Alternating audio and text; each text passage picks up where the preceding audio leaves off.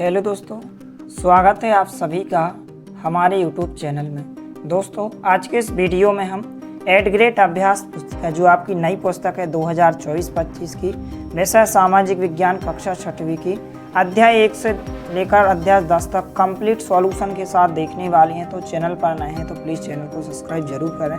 तो बिल्कुल आपको जो है यहाँ पर सभी प्रश्नों के उत्तर आपको बताए जाएंगे। यह आपकी 8th ग्रेड अभ्यास पुस्तिका कक्षा 6 की वर्ष 2024-25 की नई आपकी पुस्तक है। तो इसका हम जो है यहाँ पर जो आपका हमारे अतीत इतिहास के जो आपके 10 अध्याय हैं, 1 से लेकर 10 अध्यायों की यहाँ पर एक ही वीडियो में आपको सभी प्रश्नों के उत्तर बताने वाली हैं। तो चैनल को आपको सब्सक्राइब करना हो, वीडियो को ज़्यादा से ज़्यादा अपने दोस्तों के साथ शेयर करना है ताकि सभी को यह वीडियो उपलब्ध हो सके, सभी की बुक जो है यहाँ पर भर सके। तो चलिए वीडियो को स्टार्ट करते हैं। तो आपको हर एक अध्याय के यहाँ पर प्रश्नों के उत्तर को अच्छे से लिखते जाना है। तो सबसे पहले जो अध्याय 1 है, यहाँ पर प्रारंभिक कथन क्या, कब, कहाँ और कैसे, इस अध्याय के हम देख लेते हैं। यहाँ पर पहला प्रश्न है, भारत में लगभग 8000 वर्ष पूर्व किन फसलों को उपाजना प्रारंभ कर दिया गया था? तो बी नंबर का विकल्प इसका उत्तर होगा गेहूं और जूट। प्रश्न 2 यहाँ पर दिया गया है, प्राचीन भारत में सामान्य जन द्वारा कौन सी भाषा सामान्य रूप से प्रयोग की जाती थी? तो यहाँ पर ए नंबर का ऑप्शन संस्कृत भाषा। यहाँ पर उत्तर में आपको संस्कृत लिखना है। तीसरा प्रश्न है, पांडुलिपियों, अभिलेखों तथा पुरातत्व से प्राप्त जानकारियों के लिए इतिहासकारों द्वारा किस शब्द का उपयोग किया जाता था? तो यहाँ पर स्रोत, बी नंबर का विकल्प इसका उत्तर होगा। तो यहाँ पर उत्तर में आपको स्रोत लिखना है।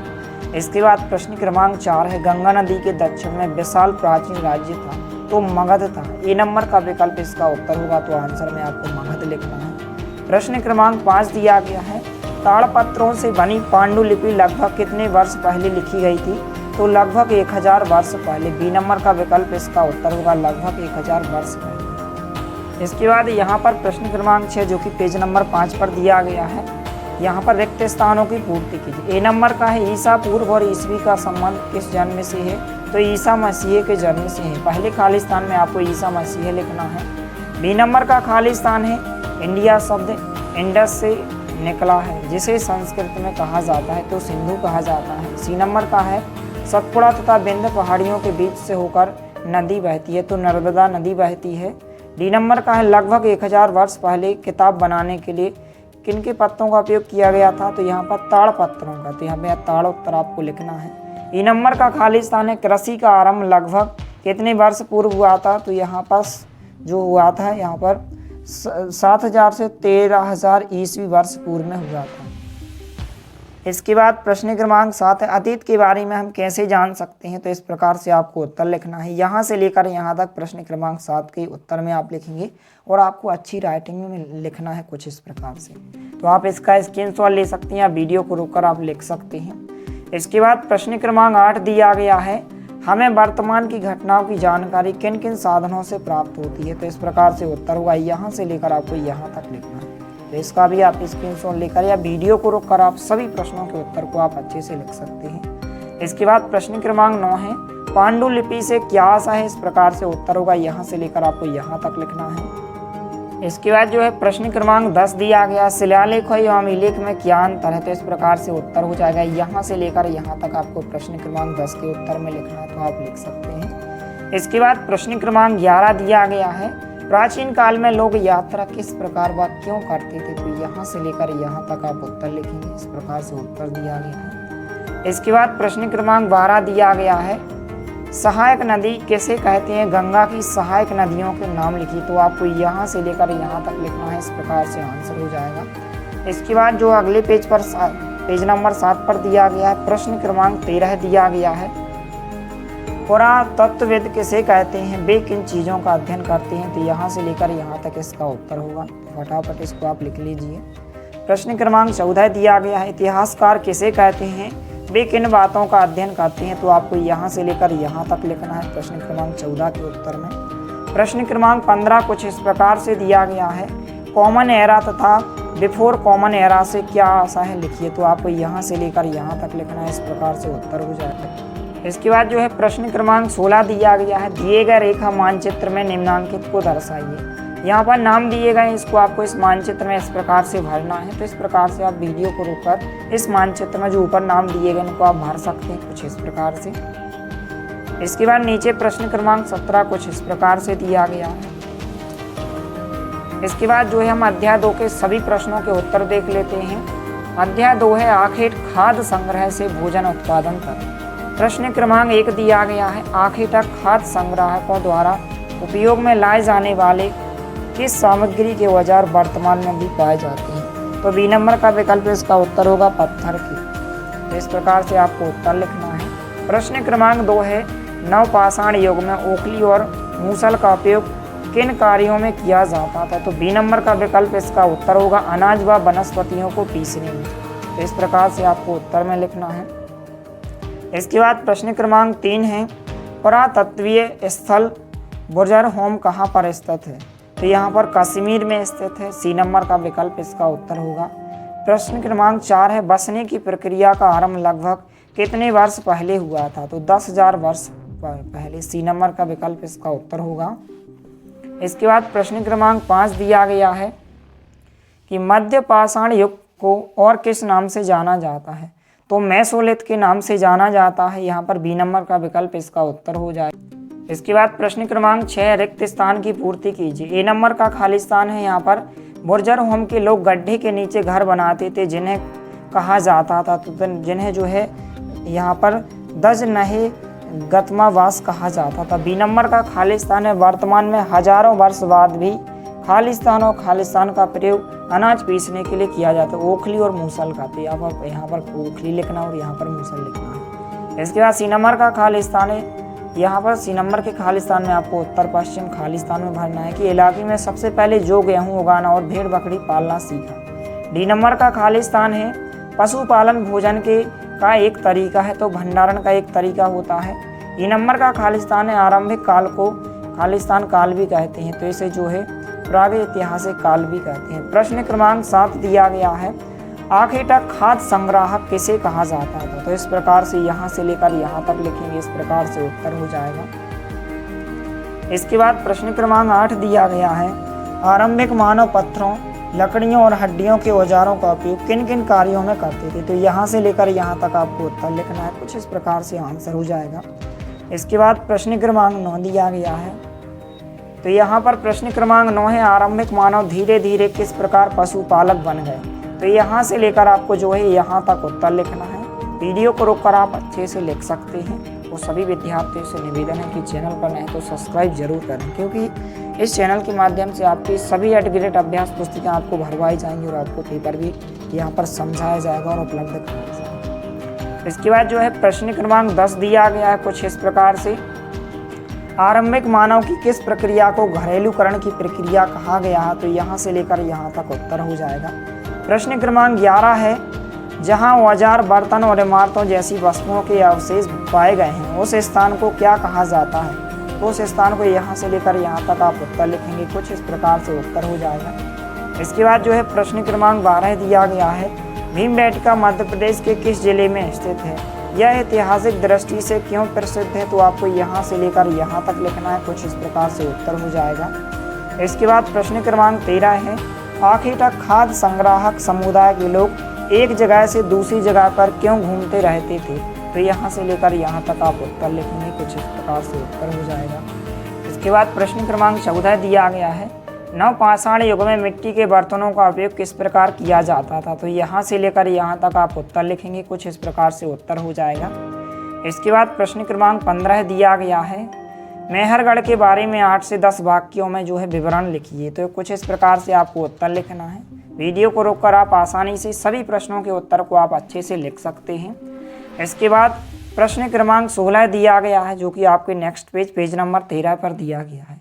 दिए गए रेखा मानचित्र में निम्नांकित को दर्शाए। जो नाम दिए गए नामांकित चित्र में आपको इस प्रकार से लिखना है। तो कुछ इस प्रकार से यहाँ पर आप इस प्रकार से नाम लिख सकते हैं। तो आप वीडियो को रोककर इस जो मानचित्र दिया गया इस प्रकार से आप लिख सकते हैं। जो ऊपर नाम दिए गए इस प्रकार से आपको लिखना है। इसके बाद जो है अध्याय 3, आरंभिक नगर। प्रश्न क्रमांक 1 है, हड़प्पा कालीन की संरचना में पानी का रिसाव रोकने के लिए प्लास्टर के ऊपर चारकोल की परत चढ़ाकर तैयार किया जाता था। तो बी नंबर का विकल्प होगा इसका उत्तर महान स्नानघाट। तो इस प्रकार से आपको उत्तर लिखना है। प्रश्न क्रमांक 2 है, हड़प्पा सभ्यता का कौन सा नगर 3 भागों में विभाजित था? तो बी नंबर का विकल्प उत्तर होगा धौलावीरा। इस प्रकार से आपको उत्तर लिखना है। प्रश्न क्रमांक 3 है, सुमेलित कीजिए, सही जोड़ी बनाइए। पहला है पत्थर और शंख, इसकी सही जोड़ी आपको प्राकृतिक वस्तु से मिलाना है। फेयंस, इसकी सही जोड़ी जो है आपको कृत्रिम वस्तु से मिलाना है। पत्थर की मोहर, इसकी आप सही जोड़ी आपको हड़प्पा से मिलाना है। और मन का चमकाना, तो यहाँ पर इसकी सही जोड़ी आपको विशेषज्ञ कार्य से मिलाना है। इसके बाद प्रश्न क्रमांक 4 है, हड़प्पा सभ्यता के पतन का कारण था?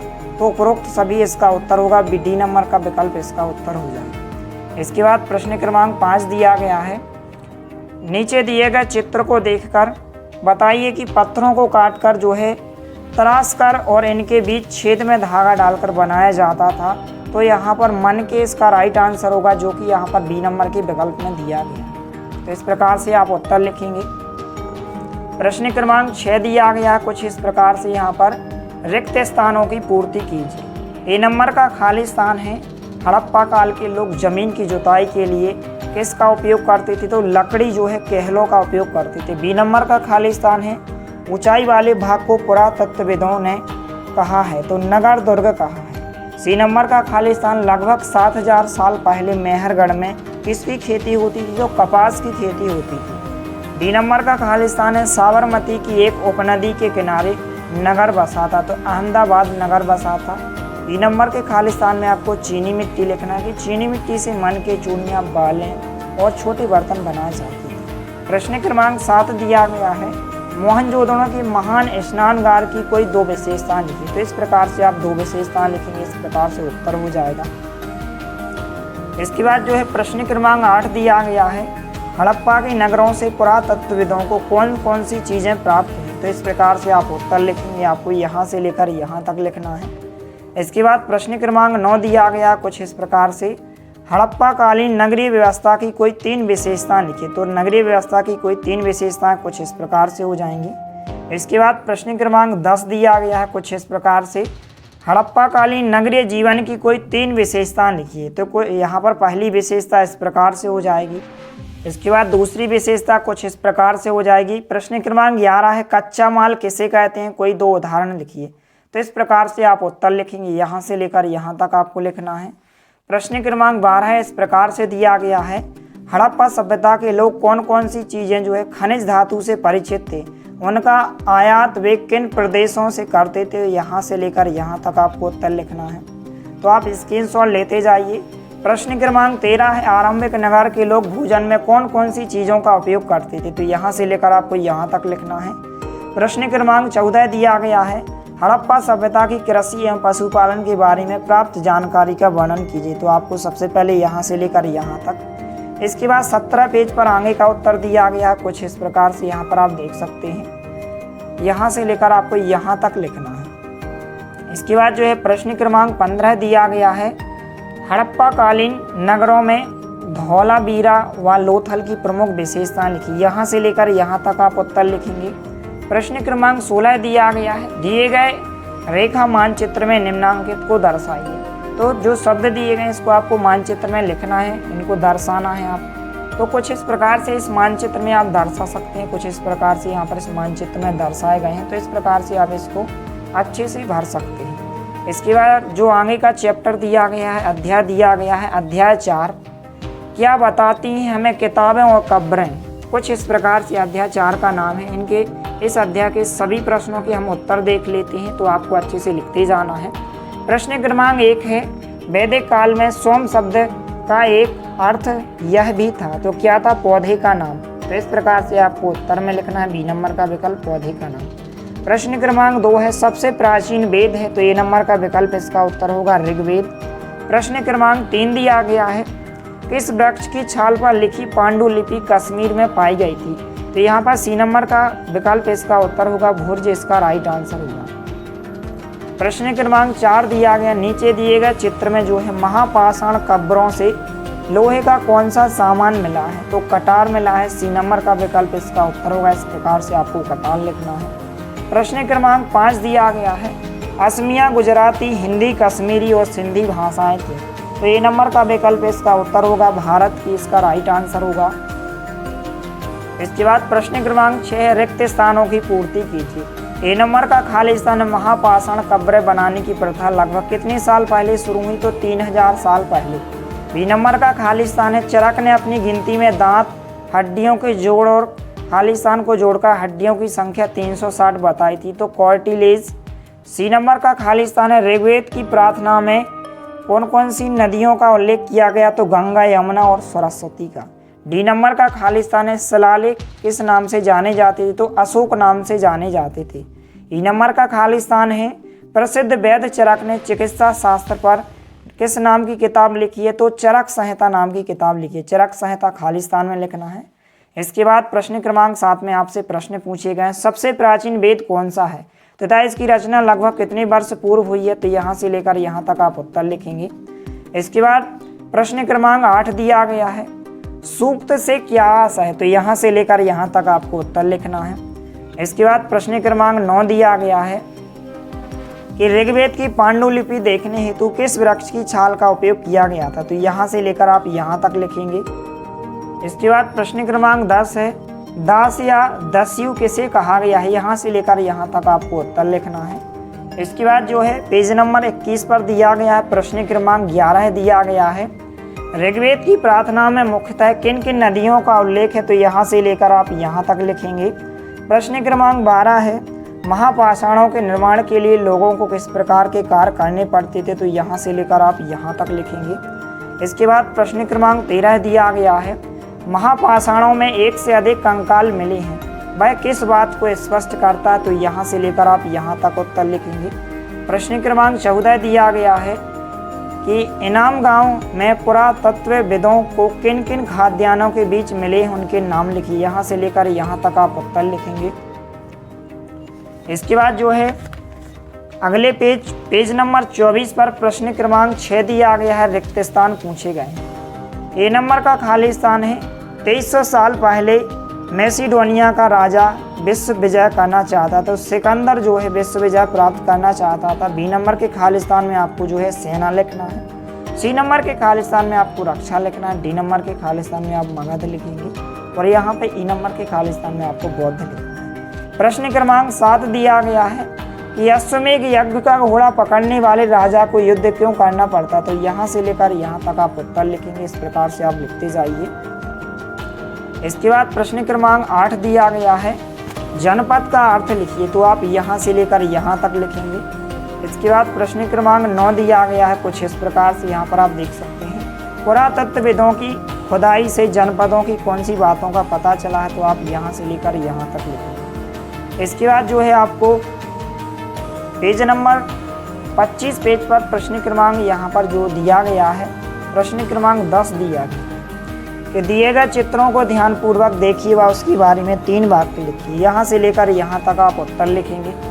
प्रश्न क्रमांक 11 दिया गया है। इसके बाद महाजनपद किसे कहते थे?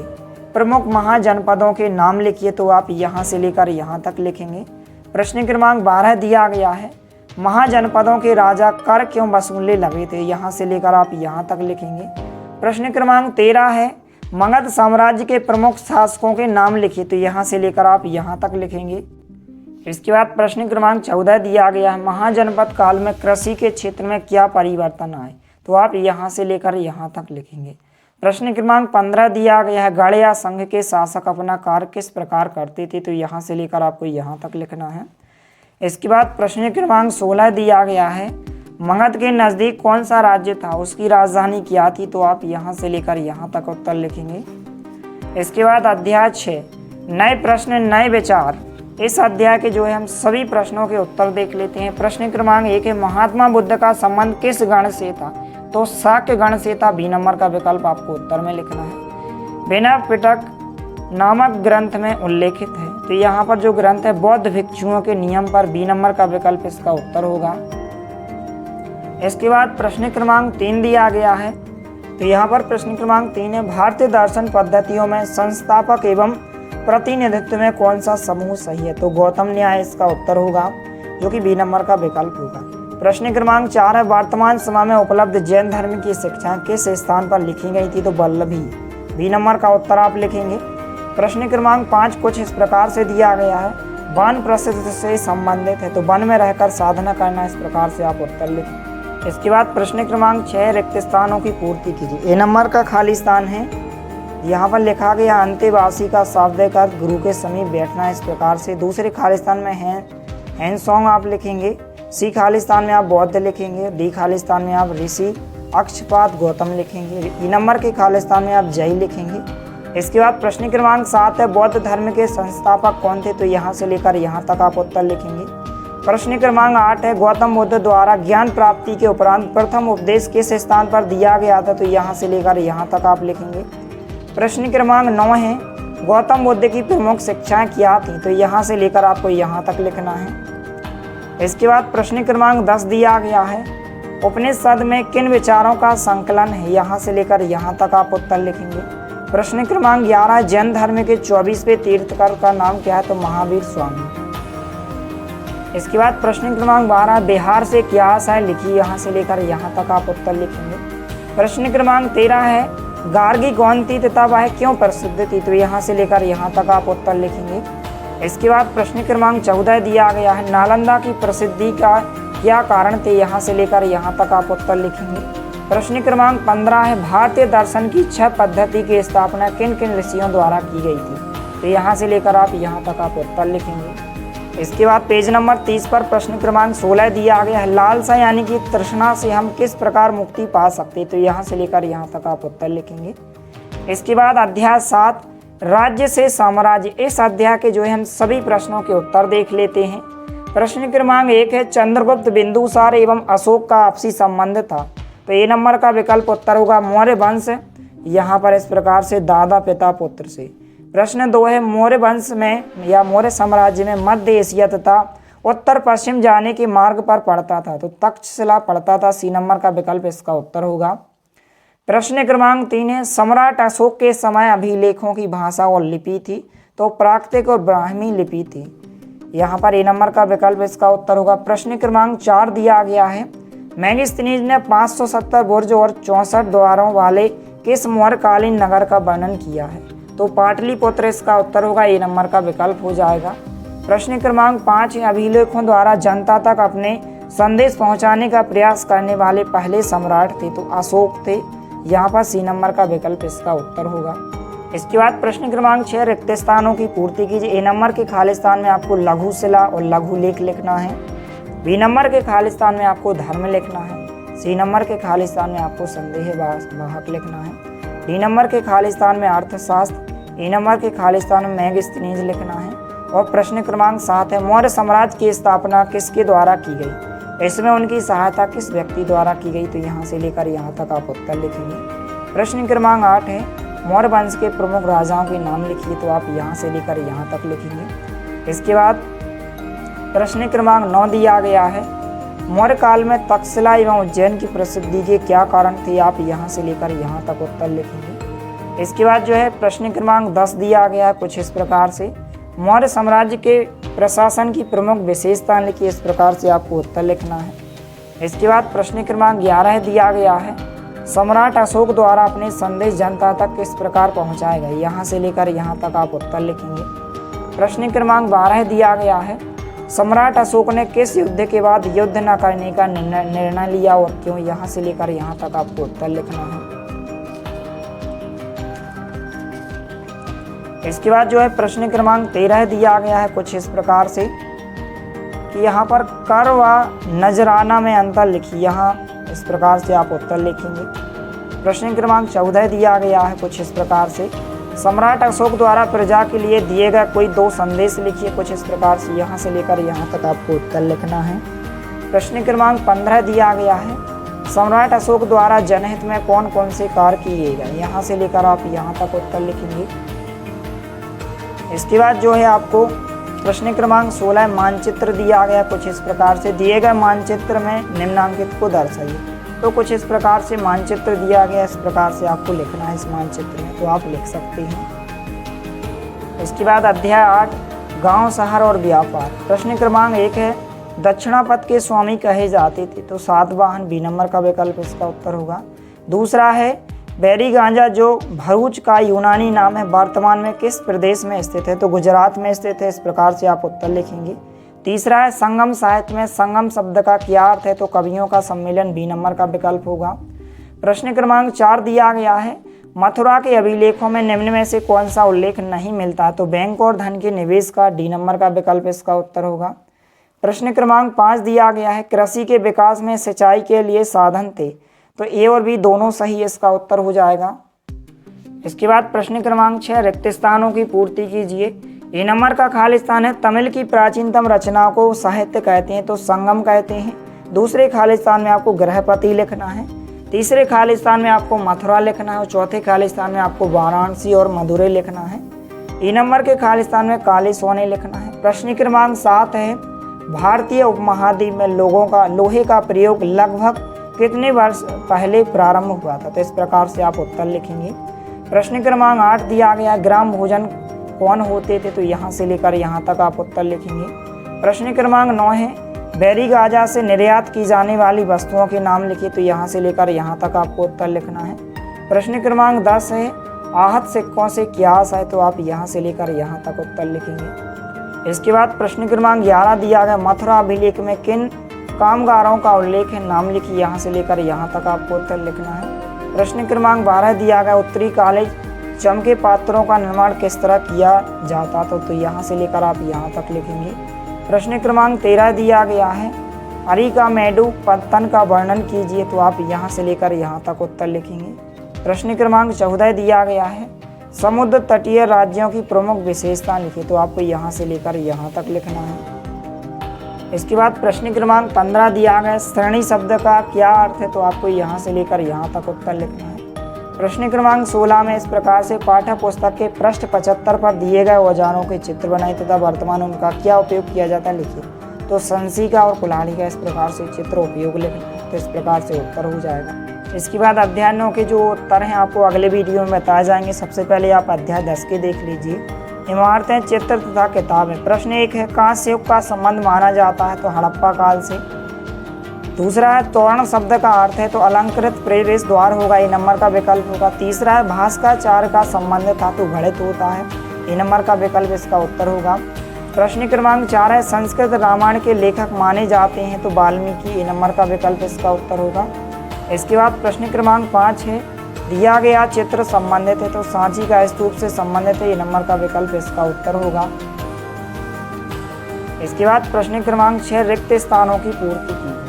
ए नंबर का खाली स्थान है, इसका उत्तर जो होगा कैलाश मंदिर होगा। दूसरे खाली स्थान में आपको 1500 लिखना है। सी नंबर के खाली स्थान में आपको मणि, यहाँ पर इस प्रकार से आपको लिखना है मणि मैखलई।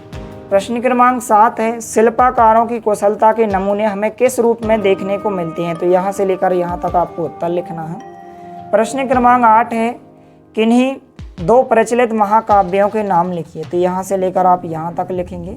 प्रश्न क्रमांक 9 दिया गया है, आज हमें जातक कथाओं का चित्रण कहाँ देखने को मिलता है? तो यहाँ से लेकर आप यहाँ तक उत्तर लिखेंगे। प्रश्न क्रमांक 10 दिया गया है, अजंता की गुफाओं के चित्र वर्तमान में भी चमकदार क्यों है? तो यहाँ से लेकर आप यहाँ तक उत्तर लिखेंगे। इसके बाद प्रश्न क्रमांक 11 है, इसका जो उत्तर होगा यहाँ से लेकर यहाँ तक होगा। प्रश्न क्रमांक 12, आयुर्वेद क्या है? यह पद्धति कहाँ विकसित हुई है? तो यहाँ से लेकर आप यहाँ तक उत्तर लिखेंगे। प्रश्न क्रमांक 13 है, आर्यभट्ट ने अपनी पुस्तक आर्यभट्टियम में दिन और रात होने के क्या कारण बताए? यहाँ से लेकर यहाँ तक आप उत्तर लिखेंगे। प्रश्न क्रमांक 14 दिया गया, प्राचीन भारत में आयुर्वेद के 2 प्रसिद्ध चिकित्सक कौन है? यहाँ से लेकर यहाँ तक आपको उत्तर लिखना है। प्रश्न क्रमांक 15 दिया गया है, प्राचीन काल की चित्रकला की प्रमुख विशेषता लिखिए। यहाँ से लेकर यहाँ तक आप उत्तर लिखेंगे। प्रश्न क्रमांक 16 दिया गया है, कवि कालिदास की प्रसिद्ध रचना मेघदूत में ठंडी हवा का वर्णन किन शब्दों में किया गया है? यहाँ से लेकर यहाँ तक आप उत्तर लिखेंगे। तो इस प्रकार से अध्याय 1 से 10 तक सभी प्रश्नों के उत्तर हो जाएंगे। केवल अध्याय 9 रह गया है, तो अगले पार्ट में आपको बताया जाएगा। इसी तरह आपके और अन्य सभी विषयों के एडग्रेड अभ्यास पुस्तिका के जो है उत्तर आपको चैनल के माध्यम से उपलब्ध कराए जाएंगे। मिलते हैं अगले वीडियो में, तब तक के लिए जय हिंद, वंदे मातरम।